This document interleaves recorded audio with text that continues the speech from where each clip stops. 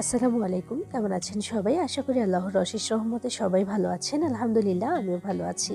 শানুস পাকের ঘরে সবাইকে আরও একবার ওয়েলকাম জানাচ্ছি নতুন আরও একটি রেসিপি দেখার জন্য। আজকে আমি তৈরি করে দেখাবো ডিম আর পেঁয়াজ দিয়ে তৈরি অসাধারণ মজার একটা নাস্তা বা চপ বলতে পারি। এটা চাইলে বিকেলের নাস্তাও বানিয়ে নিতে পারেন, আবার এখন তো রমজান মাস চলছে, চাইলে কিন্তু ইফতারের জন্য বানিয়ে নিতে পারেন। খুবই মজার এবং ঝটপট একটা ইফতার আইটেম এটা। এটা কিন্তু একবার বানালে বারবার বানাতে ইচ্ছে করবে, কারণ খেতে অনেক বেশি মজাদার আর ঘরে থাকা অল্প কিছু উপকরণে এটা বানিয়ে নেওয়া যায়।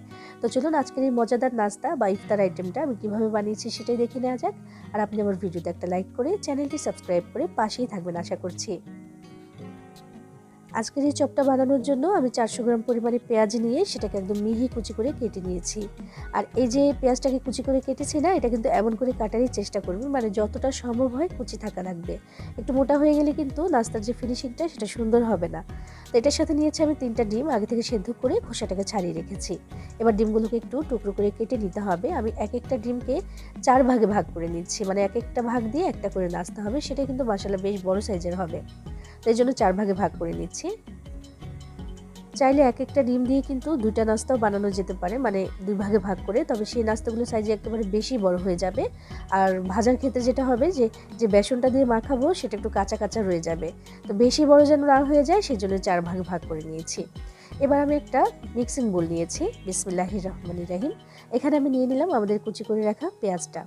তো পেঁয়াজগুলোকে নিয়ে নেওয়ার পরে এবার বাকি উপকরণগুলো দিচ্ছি। প্রথমে দিয়ে দিচ্ছি আমি এখানে আধা কাপ পরিমাণে ধনিয়া পাতা কুচি।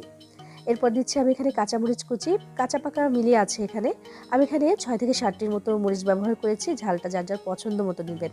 এরপর আমি স্বাদ মতো লবণ দিয়ে দিলাম, আধা চা চামচ ভাজা জিরার গুঁড়া, আধা চা চামচ দিয়ে দিচ্ছি আমি এখানে ধনিয়া গুঁড়া, সামান্য একটু হলুদের গুঁড়া আর 1 চা চামচ লাল মরিচের গুঁড়া। এবার হাতের সাহায্যে সবকিছু একসাথে খুব ভালো করে মাখিয়ে নিতে হবে একটু কচলে।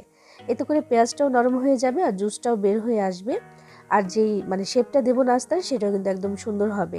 তো এই জন্য একটু মাখিয়ে নিচ্ছি। আর যেহেতু এখানে লবণ দিয়েছি, মশলা দিয়েছি, এতে করে কিন্তু পেঁয়াজটা একটু তাড়াতাড়ি নরম হবে। আর এখানে আমি ঝালের পরিমাণটা চেষ্টা করছি একটু বেশি দেওয়ার, তার কারণ পেঁয়াজ দিয়েছি অনেক বেশি আর পেঁয়াজ কিন্তু মিষ্টি। তাই মিষ্টিটা যেন খুব বেশি না লাগে, তাই একটু ঝালটা বেশি দিয়েছি। তো সব কিছু একসাথে মাখিয়ে নিয়েছি, পরিমাণে অনেকটা কমে গেছে, পেঁয়াজের রসটা বের হয়ে এসেছে। এবার আমি এখানে দিচ্ছি মেজারমেন্ট কাপের আধা কাপ পরিমাণে বেসন। তো বেসনটা আমি যে বাটিতে নিয়েছি, তো এইটাকে আমি দিলাম 2 ভাগে। একবারে দিলাম না, 2 ভাগে দিলাম, তার কারণ যেন বেশি না হয়ে যায়, একটু বুঝে দিতে হবে এটা। যেন বেসনের যেই পরিমাণটা সেটা যেন পেঁয়াজ থেকে বেশি না হয়, কারণ পেঁয়াজটা একটু বেশি থাকবে, দেখতেও ভালো লাগবে, খেতেও ভালো লাগবে। আর বেশি বেশি বেসন দিলে কিন্তু শক্ত হয়ে যাবে। এজন্য বেসনটা একটু বুঝে দিতে হবে, আধা কাপের বেশি আমার লাগেনি এখানে।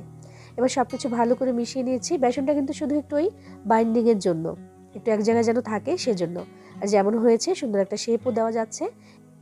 বেশ আঠালো একটা মিশ্রণ কিন্তু আমার রেডি হয়ে গেছে।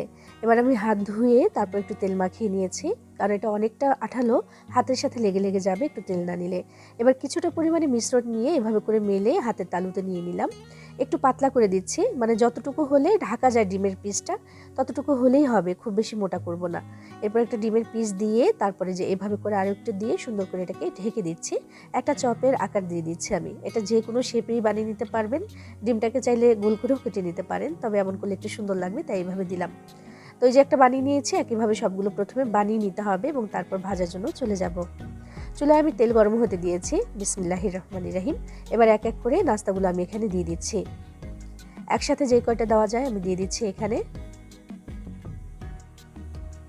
তেলটা ভালো করে গরম করে তারপরেই কিন্তু নাস্তাগুলো আমি এখানে দিচ্ছি। আর এই নাস্তাটা ভাজার ক্ষেত্রে তেলটা একেবারে ডুবো তেল হলে বেশি ভালো হয়, তার কারণ যেই বেসনটা আমি দিয়েছি ওটা একেবারেই কাঁচা, ওটা যেন আবার ভেতর থেকে কাঁচা গন্ধ থেকে না যায় বা কাঁচা কাঁচা একটা ভাব যেন থেকে না যায়, সেজন্য চারপাশ থেকে সমানভাবে এটাকে ভাজতে হবে। এই জন্য কিন্তু ডুবো তেলে আমি এটাকে ভেজে নিচ্ছি। আর পেঁয়াজটা তো এমনিতেই সেদ্ধ হয়ে যাবে, এটা একেবারেই নরম। তো দেখেন, কথা বলতে বলতে বেশ কয়েকবার করে উল্টে পাল্টে আমি এটাকে ভেজে নেব, চুলার আঁচটাকে মিডিয়ামে রেখে। খুব বেশি বাড়িয়ে দেওয়ার দরকার নেই, ওই যে বললাম যে কাঁচা, ভালো করে যেন ভাজা হয় আর ডিপ ফ্রাই যেন হয়, সেজন্য কিন্তু এভাবে ভেজে নিচ্ছি। ঘুরিয়ে ঘুরিয়ে বেশ কয়েকবার করে এটাকে আমি একেবারে উল্টে পাল্টে দিচ্ছি, দিয়ে তারপর আমি ভাজবো পছন্দসই একটা কালার এসে যাওয়া পর্যন্ত। যতক্ষণে সুন্দর একটা কালার আসবে ততক্ষণ এটা ভাজাও হয়ে যাবে।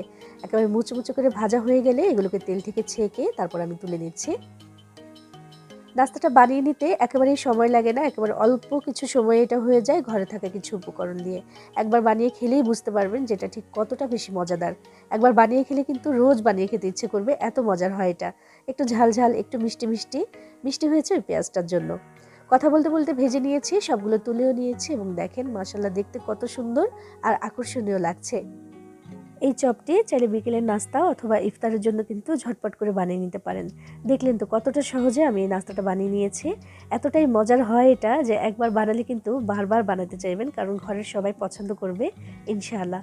তো একটা ভেঙে দেখালাম যে ভেতরটা কতটা সুন্দর আর আকর্ষণীয় লাগছে। আপনিও কিন্তু চাইলে এটা বানিয়ে নিতে পারেন, ভালো লাগবে আশা করছি।